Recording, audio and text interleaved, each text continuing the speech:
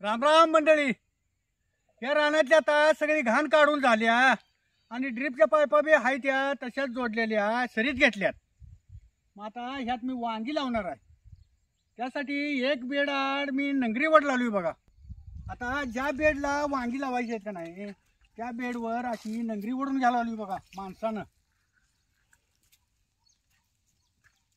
या नंगरीनं ह्या बोंड्यावर अशी कशी चर पडलेल्या बघा.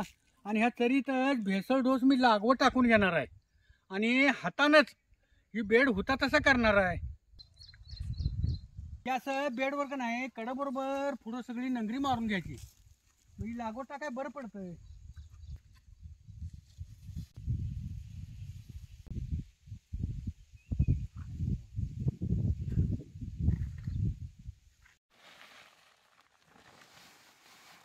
ते आता नंगरी वडलेल्या सरीवर टाकायला ह्यो भेसळ डोसाचे पोतं घेतले बघा. हे यात इफको संपूर्ण करंजी पेंट हे सगळं मिसळलेलं आहे. ह्या भेसळ डोसातच हे इफकोचं एक पोतं मिसळणार आहे बघा 10-26-26.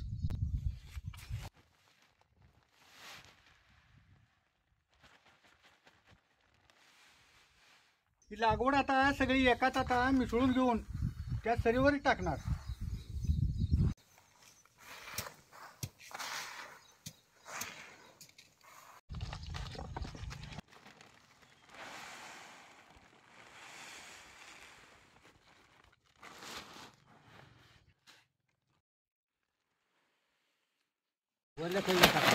मध्ये टाकतो.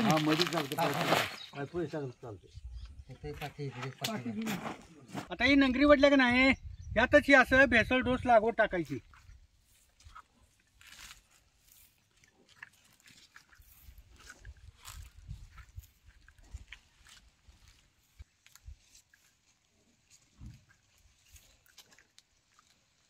अशी लागवड टाकली का नाही हे मागं आता लगेच संघ संघ मुजवून घ्यायला लागल्यात आणि त्यावरच ही झाडं लावायची वांग्याची. मग वांग्याची झाडं चटक्यात सुधारतात आणि त्याला मुळी बी चटक्यात सुटते हो.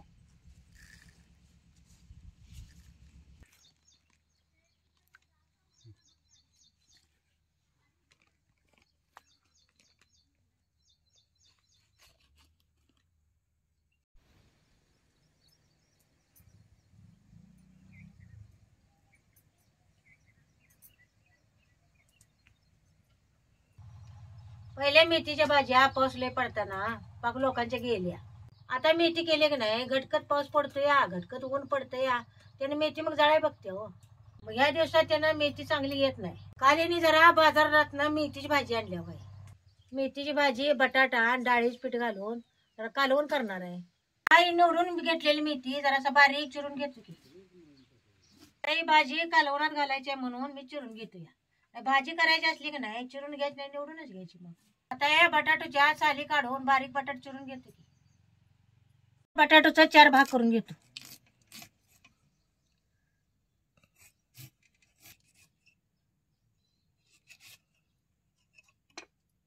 बटाटो पाण्यात टाकलं की नाही चिरून की मग काळे पडत नाहीत बटाटे. अशा साधारण जरा फोडी मोठ्याच करून घ्यायच्या.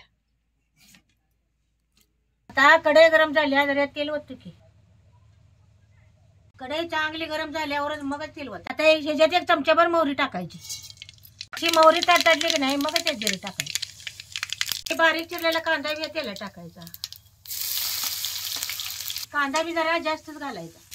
तेलात कांदा चांगला भाजून घ्यायचा. असं जरा कांदा भाजत आला की मग त्याच्यात टमाट टाकायचं. टमाट लगेच टाकलं की नाही मग टमाटाला सुटते पाणी आणि मग कांदा लवकर भाजाय बघत नाही. टमाटो बी लय पिकलेलं घ्यायचं नाही. कालवण आले की नाही जरा कच्च्यावर टमाटो घ्यायचं. टाकायची आधी सगळं असं चिरून घ्यायचं म्हणजे भाजी पटापटा पुढे टाकायची. काही तेलात कांदा आणि टमाटर कसं चांगलं भाजले बघ. हरभऱ्याच्या डाळीचं अर्धी वाटी परास मी जरा कमीच पीठ घेतले. आता हे पीठ बी तेलात चांगलं भाजून घ्यायचं. हरभऱ्याच्या डाळीचं पीठ असं तेलात चढ चढ चढ भाजून घ्यायचं. मग खाताना वास येत नाही पिठाचा. काही तेलात सगळं चांगलं भाजले. आता हे बटाट चिरलेली ही बी तेलात जरा भाजून घेते. चिरून पाण्यात बटाट टाकली की नाही ती काळे पडत नाहीत. हो काही पांढरी दोड थोडी राहिली. बटाटा बी तेलात चांगला खालवर करून घ्या. एक पळी चटणी, जरा हळद, जिरं पुडून धंड पुड घेतली तुम्ही सगळं यात घालायचं. तर सगळं असा एक जो करून घ्यायचा.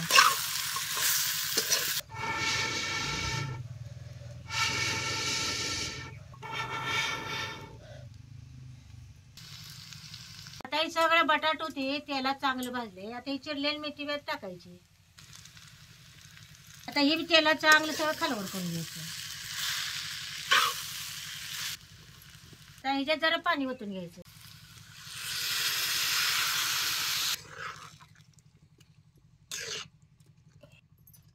हा हे कालवण मी जरा रबरबीतच करणार आहे.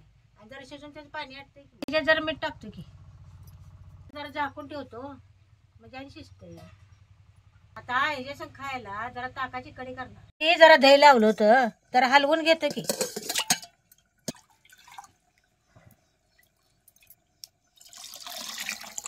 एक अर्धी परी हरभरा डाळीचं पीठ घालायचं. ते हलवून घ्यायचं. कढई फुटू नये म्हणून हरभऱ्याच्या डाळीचं पीठ जरा घालायचं. तुम्ही जरा मागणं पीठ टाकला का नाही त्याच्या गाठी होते त्या आणि मग कढी फुटाई बघते. म्हणून या ताकाचं आणि पिठाचं चांगलं एक जीव करून.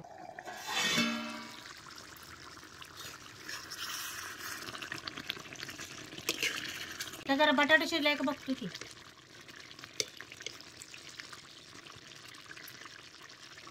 बघा बटाटा शिजलाय का. बटाटा साल्ट काढलं का नाही बटाटा काय मी एकाकडे शिजतो. त्याच्यात जरा कोथिंबीर टाकून घ्यायची. आता हे आपलं कालवण खाण्यासाठी तयार आहे. आता कढई करायला जरा पातेल ठेवतो की. आता कढी करायला लसूण जरा दुखून घेतो की चंबून. घालायला वल्ली पाच जरा कांद्याची चिरून घेतो. हे कांदा घ्यायचा नाही. हे कांद्याचे नुसते नाही अशी पातच घ्यायची.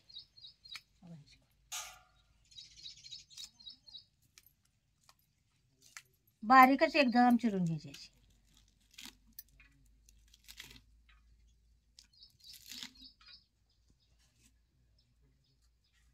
आता पातेल गरम झाले याच्यात जरा तेल ओतू. मला कढी करायचं असले तर दही जरा आंबाटच बघून घ्यायचं म्हणजे आंबूस कढी खायला चांगली लागते. आता एक तेलात एक अर्धा चमचा मोहरी टाकतो. एक जिरे बी अर्धा चमचा त्यात टाकायचं. हे खरडा केलाय हे खरडा जरा यात टाकायचा. आता हे दुखवलेलं लसूण बी यातच टाकायचं. लसूण बी तेलात जरा चांगला भाजून घ्यायचा म्हणजे कढीला चांगला खमक पाहिजे. हिंग बियात घालायचा. अर्धा चमचा हळद बियात टाकायची. असं तेलात असं जरा भाजून घ्यायचं. कढीपत्ते 2 पानाची वरबाडून टाकायची. ते बारीक चिरलेली 5 बिया ह्याच्यात टाकायची. तेलात असं चढ चढ चांगलं भाजून घ्यायचं. आता हे सगळं चांगलं भाजले आता ह्याच्यात टाकवत की.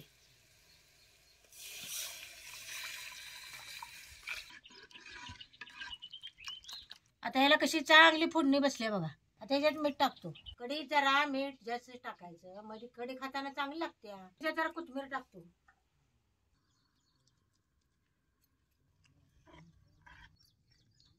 कढी करताना जरा पातीचा कांदा घालूनच कढी मग खायला चांगली लागते. आता या कढीला कशी खळखळून उकळी आल्या बघा.